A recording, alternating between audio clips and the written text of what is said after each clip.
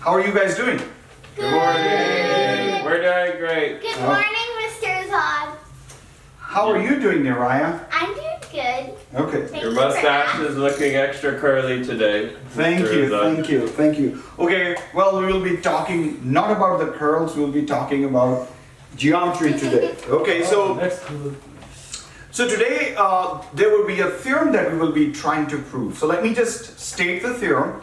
The theorem is that the opposite angles of a quadrilateral within that is inscribed in a circle, they are supplementary. And what do I mean? So if I have a quadrilateral, and I have this as an example of a quadrilateral, if I inscribe it in a circle, assume that it is a circle, I'm inscribing this in a circle. So again, let me try to draw it again. A quadrilateral that is inscribed in a circle. It's the circle that it is inscribed in. Then the opposite angles, they're supplementary. That is, if you add this angle and this angle, let's call this A, B, C, D. So measure of angle A plus measure of angle C. These are opposite angles. Their sum is 180 degrees. So it doesn't matter what kind of quadrilateral you have. All it requires is that it should be inscribed. So for example, I could have a very weird kind of quadrilateral. The same rule will apply to this one. Okay, now I would ask you guys to draw a circle and then draw an inscribed quadrilateral in it. Would you guys draw it? Yeah, sure, yes.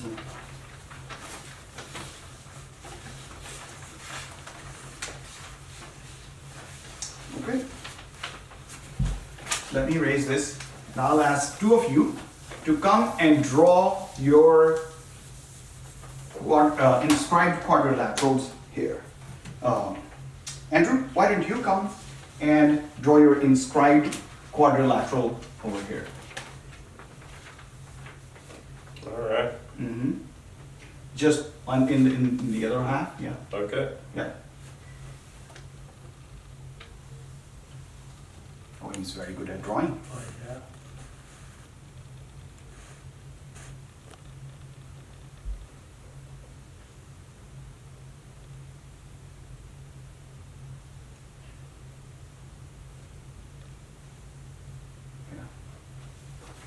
All right. And could you put the angles in there too, the ones that you have?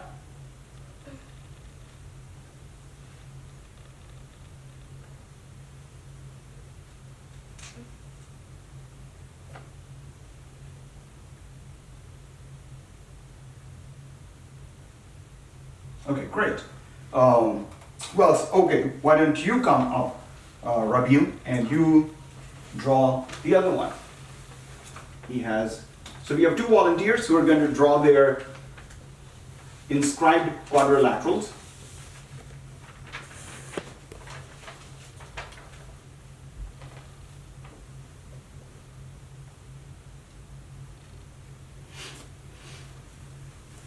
Very good.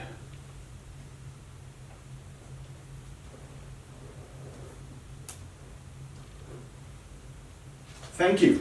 Thank you. Thank you. And let's put degrees just for caution, and these are the same measures. Okay. So notice something. What is the angle opposite to this angle? Out of all these three, which one is the opposite to this one? You know? One. Okay. 105. 105. Okay. So this and this are opposite angles. Okay, so we can name this. This is A, vertex A, B, C, D. And notice something. As I'm naming, I'm going in which direction? Counterclockwise. Okay. That's how usually in mathematics, we name different vertices going counterclockwise, starting at any point. If I start with A here, B, C, and D. Okay. So what can you say? You can say that measure of angle A, as I showed you. So let's check what happens. Supplement. Okay. So this is basically 75 plus 105. How much does that add up to? 180. Oh, okay. Okay. So not only is it true for these two, what about these two? Yep. Again, if you add them, their sum will be 180. Mm. Okay, this one looks very weird. Okay. But then again, the same rule is applying here. Which is the angle which is opposite to this 40-degree angle? 140. 140. Okay. And which one is opposite to this one? 35. Okay, and then when you add them, their sum will be 180. So, in order to prove this theorem, so this is like by just having some, drawing it by hand and observing. Yes, it is always going to be true. I did not tell you, you guys just had this circle and you tried to inscribe quadrilateral in it. As soon as you did that, you measured these angles and that is what you found.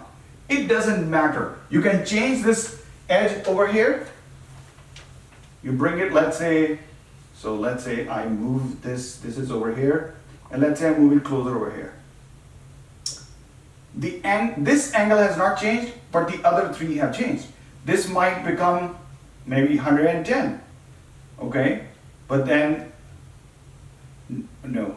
So since it is moving in, so it doesn't matter whether the angle was here or here, it would always measure 105. Yep. And this will be, how much was it in your measure? It was 85 before. And it will stay 95. And I'll show you why this is true. Okay, so let's try to prove this theorem. So let me state the theorem and then we will prove it. So the statement of the theorem is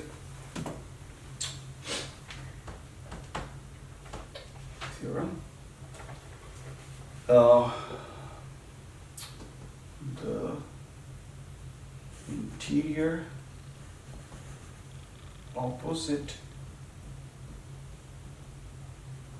angles of an inscribed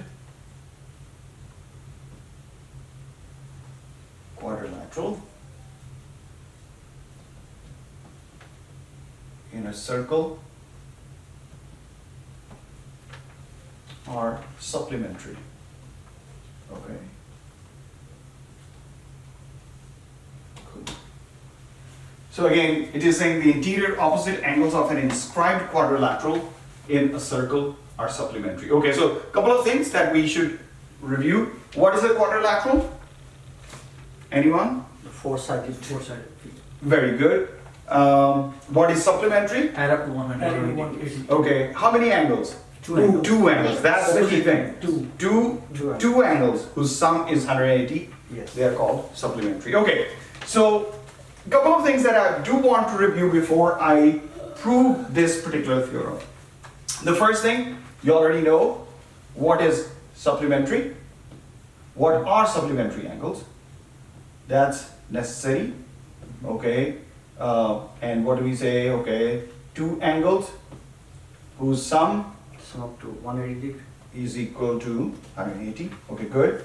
Now the next thing is, so the next thing that is very important is this particular thing. What do we understand by the meaning of inscribed? What Inside the is circle. Okay, so here we need to be a little bit cautious. But there are like vertices need to hit the like circle. That's the key thing. That's the key thing.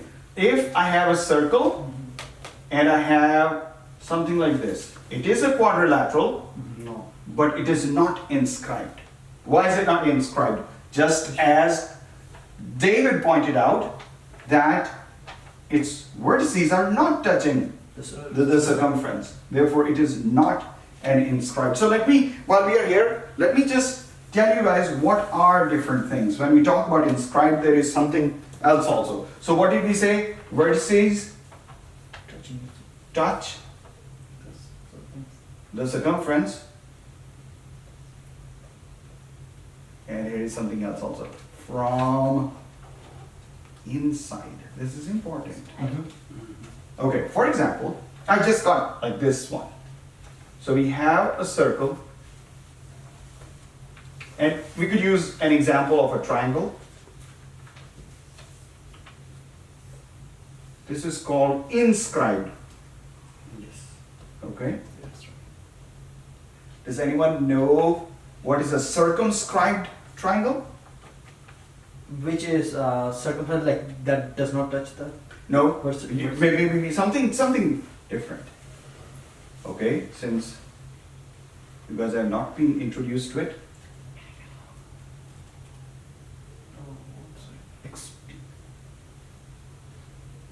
This is called circumscribed. Why? The triangle is touching, but it is touching from the outside. The circle is inside the triangle. Circumference is like touching the. Yeah, it is Whereas- touching all three edges. Yeah, exactly. But at the same time, the key thing is, it's the triangle is outside. It is containing the circle inside. Okay, there is one more notion, which is called inscribed.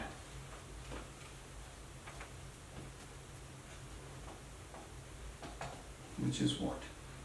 We have this triangle. Let's see this one. In an email. Good one. Okay. But the circle is touching one Inside of the edge. circumference. Yeah. But then when we extend the sides, it will touch. Okay? So the notice the difference. Inscribed, circumscribed, and inscribed. Okay. But over here for our usage, this one is the important one. And we needed to note that, okay, first of all, whatever that figure is, it should be inside, and then its vertices should touch the circumference. Okay, so we have noticed that, okay, the two things that we have noticed that were important were, first of all, supplementary, the definition of supplementary, two angles whose sum is 180.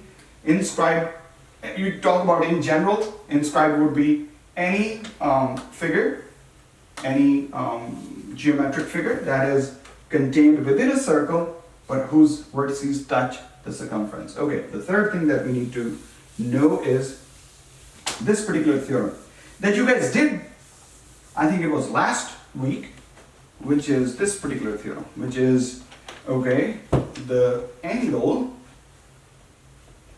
subtended by an arc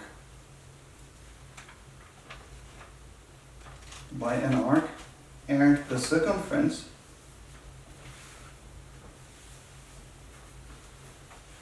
is half that at the center. And let me explain, let me remind you. So if I have a circle, and let's look at this arc. Here is the angle. Now here is the center. Okay. Let me trace it with this. Okay. So this arc is subtending some angle. This is the arc that I'm talking about. It is subtending some angle in the center, at the center. What is that angle? This. And remember from last time, what did we say? Look at this angle. 105. Whatever that angle is, it doesn't matter. Obtuse. Yeah, it is obtuse, but notice, any angle that I have up here on the circumference will be half this angle. If this angle is 120, 6. it will have to be 60 here. Okay, not only this one, anywhere. What is the measure of this angle? 60. 60. It doesn't matter. Wherever the angle you measure will be 60. But here is the key thing where students make a mistake. What about this one? Should this be also 60? No. No. It should Why? be 120. Might be. It should be 120. You're right. But why? Because it's Because a it's cent- quadrilateral. No. That's the central angle. I mean, of course, that argument is good, but now you're looking at this quadrilateral. But here is the reason. Yes, go ahead. Is the central angle? So, So the arc would be the same as. so notice what is happening. For this one, let me raise everything else. Let me raise everything else. So that you guys can see it clearly. Okay. So we said that this was the angle that was 120. This angle was subtended by this arc. Do you guys agree? Mm-hmm. Okay. Now notice this is the angle which is basically facing like where if we draw an arc, it is facing up. Well, what about this one? This is facing down. Okay, so it must be subtended by some other arc. What is the other arc? The rest of this. The rest of it. And what is the angle here? That's no, that's 240. 240. Because when you go around, it should be 360. Okay, so don't you see that this is facing down and this is facing down? This is at the center, this is at the circumference. So how much should this be? 120. 120. Because of this theorem. What is this theorem saying? Angle subtended at the circumference Mm-hmm. is half that at the center. And if you draw any angle here, it will measure 60 because it is half of this angle. Yeah. If we draw any angle here, it will be 120 because it will be half of this angle. Okay, so keep that in mind. Okay, so with these three things, let's try to prove this theorem. This one, okay? One of you did observe something, but let's erase all of this and try to prove it. Okay. So let's say we have a circle here, and then we have a quadrilateral.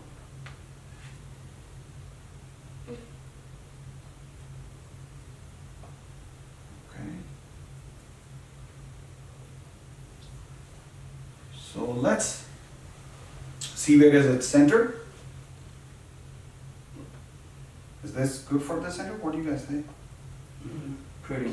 Pretty close? Mm-hmm. Okay. So let's try to do something similar that we did before. Okay, so this is it. And then we want to find how much is the measure of this angle. Okay. Now, the angle, let's say, subtended here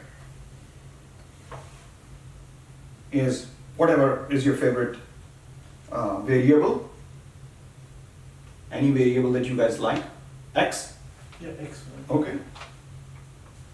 How much is the angle? How much is this one?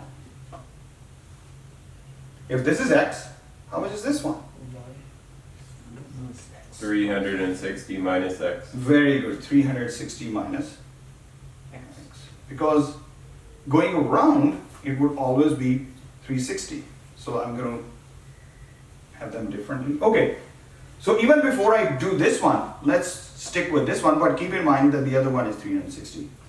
So half of this angle is this one. Do you guys agree with me?